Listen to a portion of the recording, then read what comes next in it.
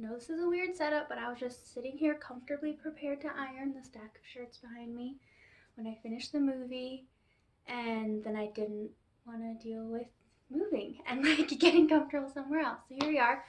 I haven't done a reaction batch since like the first one ever, which was like 4 months ago. So here we finally are. Today I watched Soul, and I actually watched it for the third time. The first time kind of tuned out like a third of the way through, and then I caught like the last couple minutes, and I was like, actually, this looks like a semi-decent movie, so maybe I should give it a shot.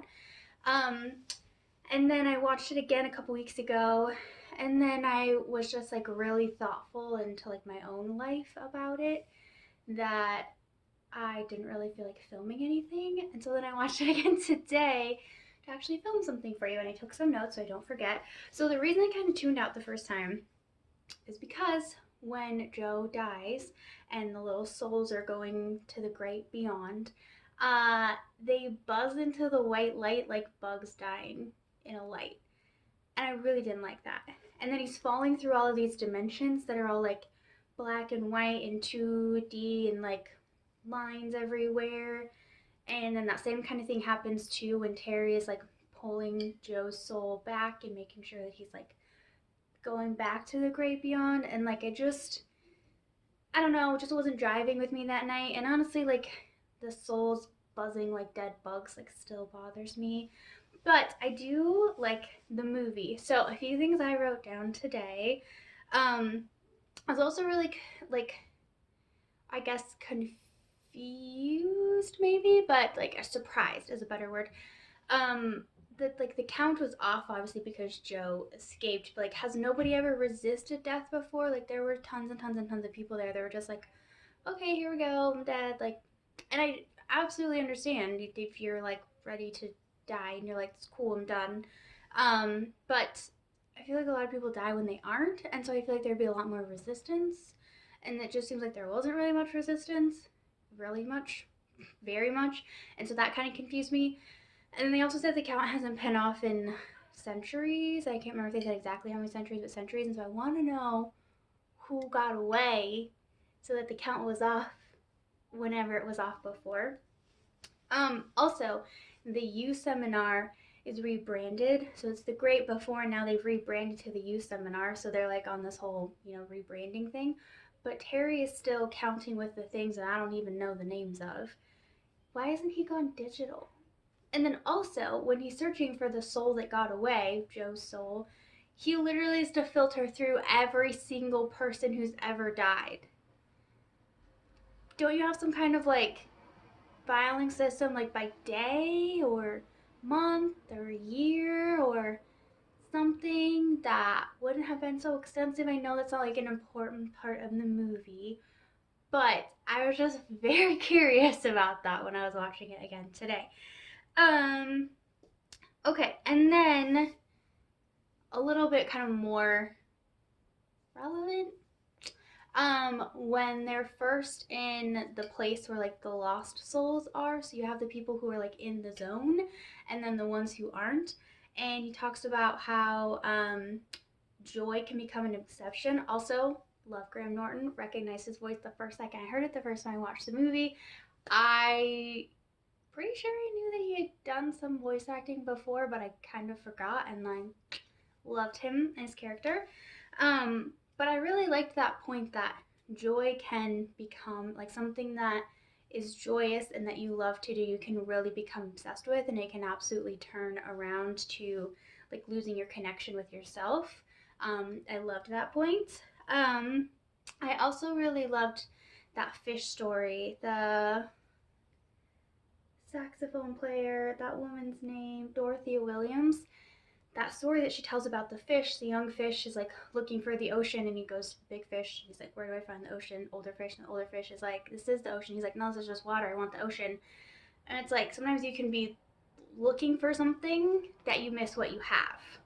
And I think she was kind of telling that story because Joe was then like dissatisfied in some way. Not that he was dissatisfied with the show, he loved it, but then he was like, so we just come back and do that again, and like that's it. and like you're looking for something else, but like look at what you have with all these 100 shows where we're doing this every night and it's amazing. But also you were looking for something like this while you were teaching, and look at what you had while you were teaching, and you're just like, people can be included, can miss what they have while they're looking for something else. And maybe when they achieve that something else, then they're looking for something else again, and they miss what they have and where they are. So it's such an interesting place of like contentment to be at, where you're like, what I have is good, but you can still go for something more or different while acknowledging that what you have is good and appreciating that. I love that story.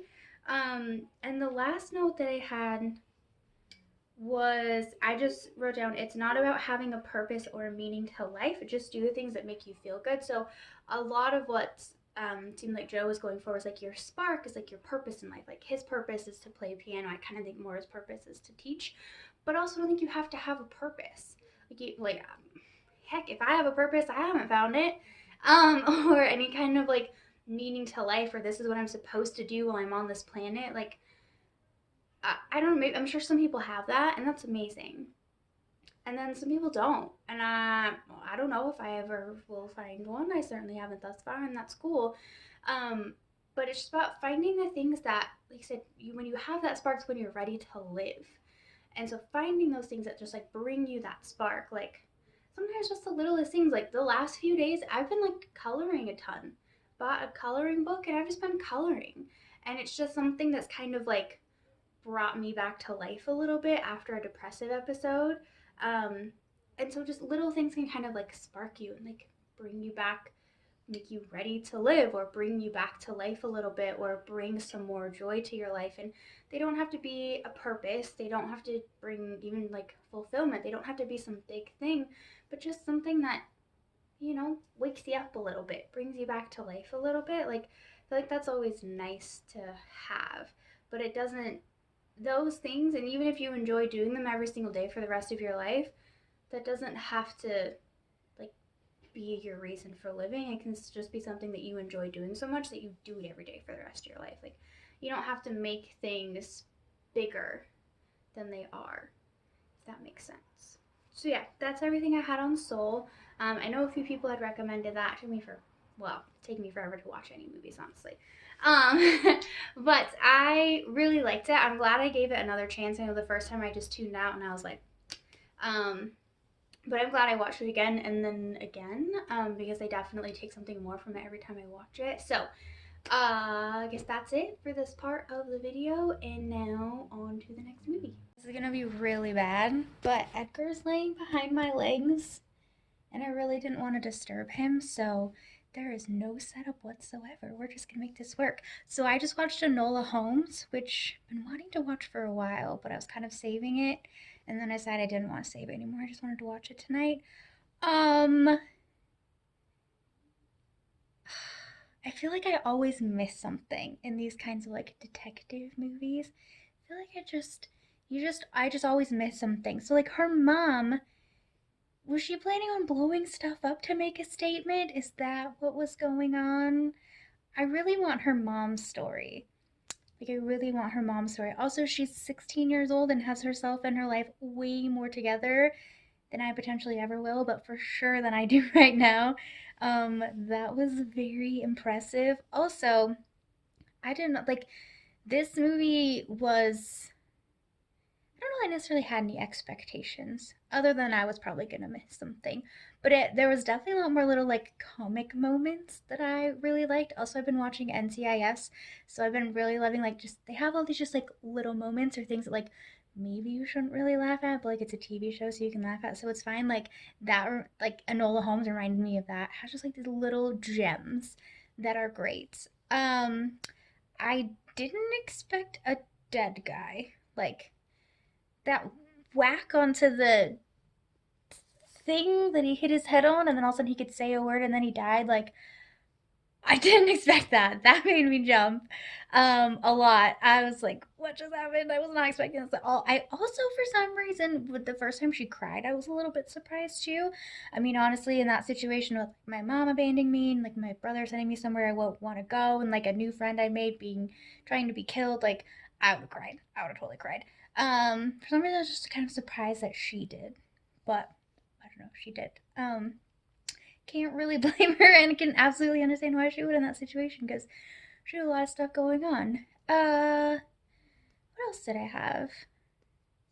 I don't know. Was that all that I was really gonna say? I really do want her mom's story though. Like I really do want her mom's story. Like her whole story. Like she grew up totally resistant to everything and then she got married and she had 3 kids and she kind of like abandoned her sons and they kind of abandoned her in turn. I mean, I probably would too. So I was a little bit confused by that. And then like she really latched on to Enola and was like really proud of her. But then Enola's like really similar to Sherlock in a way. So why wouldn't she have that same connection with him?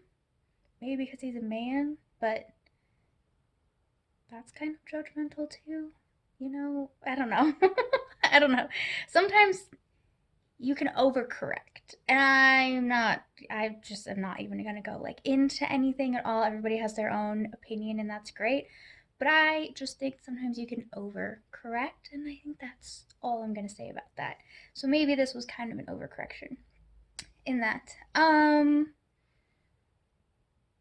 I think that's all. I think that's all I have to say. I really enjoyed it. I really liked all my little laughs and giggles that came along the way. I also really like the speed that they spoke, which I kind of expected because I've watched some other things with Sherlock Holmes and characters, people who play him, and I like how like quickly they dissect things, but it's not overly complicated. Like I can always kind of follow it, but then I just always feel like there's always something I'm missing, or like there's another person's story that I want to know that I don't know. So it's the same thing with this. Like I didn't. There was something that they didn't talk about fully. I didn't get all the pieces to. If they talk about it, I can get it. If they don't talk about it, I'm like, what? Like her mom, just her mom. Like I just want her mom's story now. That's all I want. Enola Holmes is great. I love her. She's amazing, wonderful young lady. I want her mom's story now, please. And thank you. And on to the next one. I don't know which, I kind of always point a direction to the next one, but this is kind of a close up because I'm holding my phone. So, some direction to the next one. So, I just watched the Grand Budapest Hotel and I knew it was going to be eccentric because I watched the trailer like a while ago, but it was eccentric is still a very, very good word. Uh, there was a lot of death, which I did not think was going to be happening, or the severed head. Didn't really expect a severed head either. That was, I mean, fine, I guess, but it was a little more than I think I was wanting, in this kind of movie. The Gustav character was kind of what I thought he was going to be actually based on the trailer.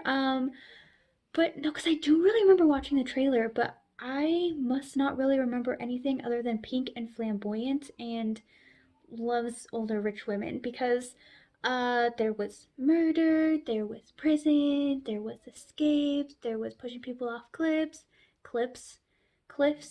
there was chopping people's heads off, there was cutting off fingers by slamming them in a door. Um, yeah, there was a lot that I didn't quite expect. I was finding myself very drawn to it though. When it was getting closer to the end, like after the cliff scene, I really wanted to know how it was going to end and what was going to happen to the characters. And it was an interesting ending, like not the ending itself, but just like what happened to them ending. So yeah, that was like the cliff scene. I was like, because I didn't realize that Gustav was like hanging down lower on the cliff than where the murderous dude is, and he called him a homicidal psychopath. I don't remember his name. Started with a J.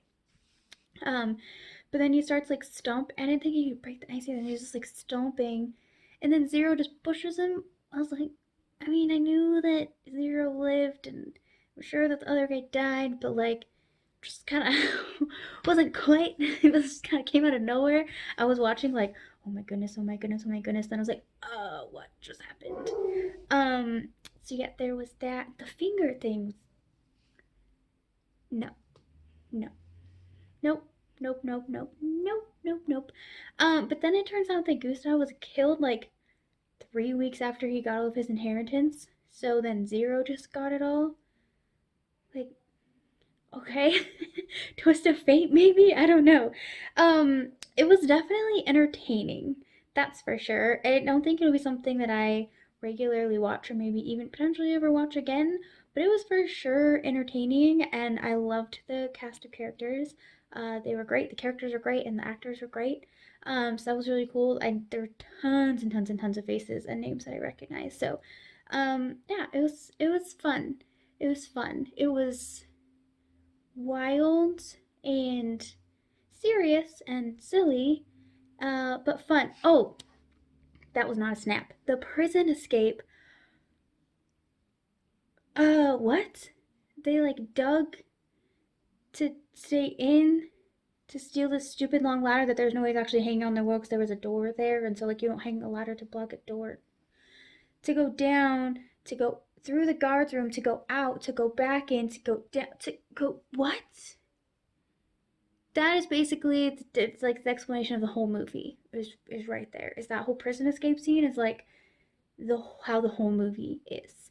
But it was fun and enjoyable. And that's my thoughts. And I think hopefully there'll be one more in this video. I don't even know how long all these things are yet, so yeah, I don't know. Anyways. So that was my thoughts on the Grand Budapest Hotel, and now on to the next one. I'm way too close for like using my hand to work. So anyways, see you there. You've just been cuddling with me all night, huh? He lay right next to me while I watched Soul Surfer. I love it when he purrs, which is pretty much any time I'm petting him. Except for now he's getting annoyed and he's gonna want down. Say bye! I did just watch Soul Surfer. Actually, it was a couple hours ago, but then it was loud downstairs and now it's quiet downstairs, so I can like film without background noise, which is really, really nice. I do remember hearing about it. I don't even know when. It was quite a few years ago. I mean, the movie came out in 2011, which was obviously a decade ago. But the Bethany Hamilton, I just remember her introducing Carrie Underwood at some awards show from like forever ago, and that's when I heard about it. And then I just never watched it until now. I did really like it. I don't know what is with me lately. So like I'm also rewatching NCIS because I love that show, and I'm in season 14, and literally every single episode I'm like tearing up at the end. And so then with this movie, I teared up multiple times. I actually shed a tear at one point. Like anytime she cried, I got emotional. Like at the end when I know I can't remember her name. I think it was Melina question mark. Like had her step on to the top of the podium as well. Like oh my gosh. I just like my eyes will not stay dry lately. So I did really like the movie. The pacing of it was interesting. So it wasn't necessarily like fast paced, but like every scene seemed really short and nothing really went into depth. Like any conversation only lasted like a maximum of 2 minutes, and most of them less than that. They never really went into anything like maybe she like I kind of read her story too while I was watching the movie, and I like kept pausing it at first because I just kept like reading about her and her story. But she after she was her arm was bitten off by the shark. I mean, she literally was back on the water 26 days later. She was in a competition less than 3 months later. Like she was just on it and ready to go. And so maybe that's just her and how she took it. But I feel like there's a bit more emotional adjustment to that than what was shown, and there was definitely some shown. There were some tearful moments. There was the moment too when she didn't place at all, and I think it was the nationals, that like first competition after the attack. Is that really an attack if it just like takes a bite and leaves? I don't know. For me, like an attack is like longer than like a bite, basically. I don't know. Anyways, traumatic removal of a limb, I think is what it was officially called. but she didn't place and like she gave away her surfboard, which is not actually what happened. She like stayed really positive the whole time, and I'm like, that's incredible. But obviously, like all of her family was really impacted by it. I'm sure she was impacted by it as well. And there were definitely some moments where they showed that, but they lasted like 30 seconds. And so all of the clips were kind of like that. Like you just kind of get into something and then like move on to the next scene. And it was just kind of, that's just how the movie went. And I still did enjoy it.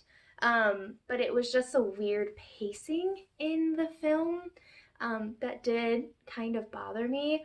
But I do love her story and how they used like a quote that she said multiple times because I read it in a few places about how, you know, she wouldn't change the fact that she lost her arm. Like she's been able to reach and impact and positively help. That's kind of what help is. Positively impact more people with one arm than she probably would have been able to do with two. And she still continued to surf, and she's a professional surfer, and so is her friend as well, whose name I now can't remember. But it's a really cool story, and she is just generally just like she was so positive about it and still is. And the girl, she's older than me, she's a woman now. The girl was only 13 when this happened. When I had heard about it, I thought she was like 20. No, she was 13 when she lost her arm. And then she just got back on her surfboard like less than a month later, and in a competition less than 3 months later. And when I was reading like what was the same and different from the movie to what actually happened, you know, when she like gives her surfboards away in the film, there's like that didn't actually happen. Like it stayed really positive through the whole experience. And I'm like, what magic juju beans are they feeding you in Hawaii? Because that's legit.